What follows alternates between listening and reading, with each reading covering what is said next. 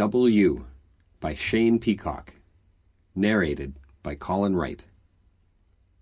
W. Chapter 1. Gun. James Bond's weapon of choice is a Walther PPK pistol. You see it in his movies. A cold, hard piece of steel held in the grip of the most daring secret agent of all time. Sometimes it looks deceptively small, like an extension of his hand, while other times it's long and deadly, with a silencer attached to muffle the sound as another villain eats lead. But now I was seeing it somewhere else, somewhere it didn't belong. It lay on a table in front of me at our family's cottage in northern Ontario, looking as innocent as a gun could. A gun used by a man with a license to kill. That man, of course, was 007. Not my grandfather, David McLean, though within days I would begin to wonder if that description fit him too. The gun mesmerized me, and when the others weren't looking, I took it. I even convinced myself that I hadn't really taken the gun from anyone, and certainly not to be used as a weapon. I reasoned, so far as I reasoned at all, that it didn't belong to anyone anymore, and that I had no intention of using it, which is why it shocked me so much when I later employed it with such precision.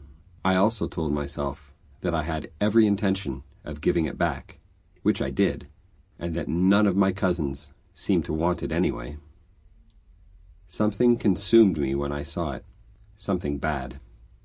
Bad Adam. I used to be him. He isn't dead or anything. I haven't completely killed him off. Now he lives inside me. He talks to me every now and then. He asks me to do things I know I shouldn't. Bad Adam is the guy who used to be insecure, who used to be mean to his amazing girlfriend Shirley, who used to pine for a shallow but really attractive girl named Vanessa, who he liked just because of the way she looked.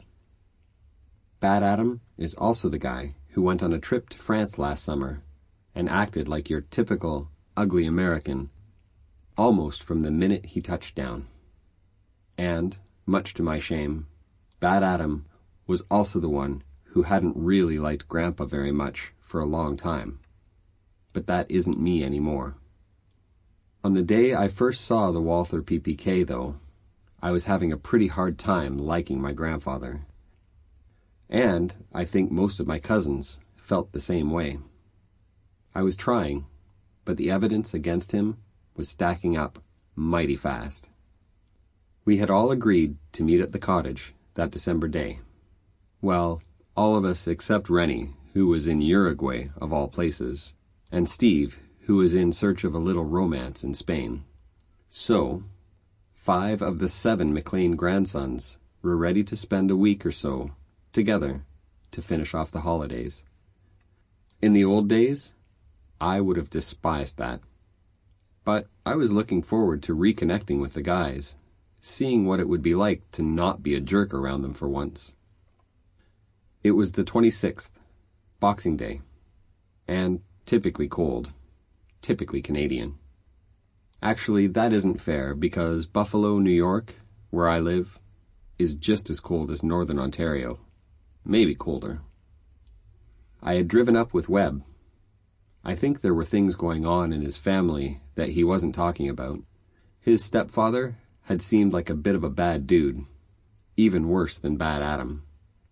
I hadn't ever thought about Webb's problems before, but from the minute I really tried to connect with him, I could tell that he'd been through some tough times. You could see it in his eyes. I'd been texting him. In fact, I'd been texting and emailing all my cousins a lot since I'd come back from France, and he hadn't responded too often. And when the call came through from DJ about getting together, DJ, who is so full of himself and the supposed leader of our... Wait, that's Bad Adam again. DJ is a good guy, actually. He looks out for the rest of us all he can. Anyway, when he called to suggest we all get together at the cottage right after Christmas, I thought I'd reach out to Webb. I'm 17 now, fully licensed, to drive. Sample complete. Ready to continue?